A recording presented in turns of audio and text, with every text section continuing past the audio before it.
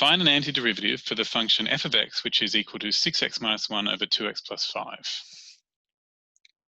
Well, I don't already know how to integrate that. I wonder what I could do if it was different somehow. Maybe I can get some inspiration from that. If that 5 wasn't there, then I could divide the 6x by the 2x and the 1 by the 2x, and I'd know how to deal with both of those. I'd have a 3 and an r, 1 over 2x, which I could rearrange to get a 1 over x.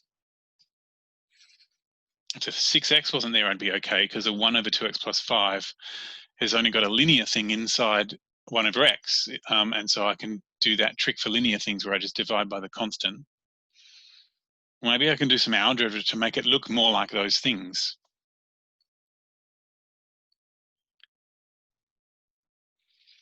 So let's see, f of x is 6x minus 1 over 2x plus 5.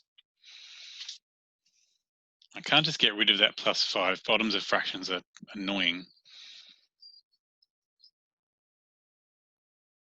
But if I did multiply this by 3, that would match with the 6x. 3 of 2x plus 5 is 6x plus 15. So if I arrange there to be a 15 on the top, then they'd match up really nicely. So what if I kept the minus 1 and put a plus 15 and a minus 15? Then I haven't really changed anything. But then the 6x plus 15 would be a 3 lots of 2x plus 5. And that'd be a minus 16.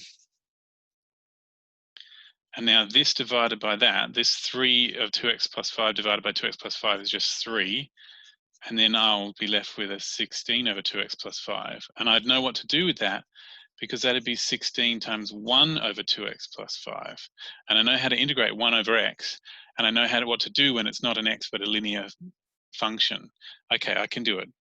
So an antiderivative is, the 3 will become a 3x. The 16 times will still be there because it's a constant multiplied on. 1 over x would become ln of the absolute value of. It's not an x, it's a 2x plus 5. And I'll have to divide by that 2 because that's what you do when you have a linear function inside something that you know what to do with. And so that would be 3x minus 8 ln of the absolute value of 2x plus 5. Now I don't need a plus c because I just wanted one antiderivative. I don't have to mess around with saying, oh, I just have to choose a continuous part, because this will work for just one of the antiderivatives all the time. Okay, so that's it. I've got an antiderivative for my function.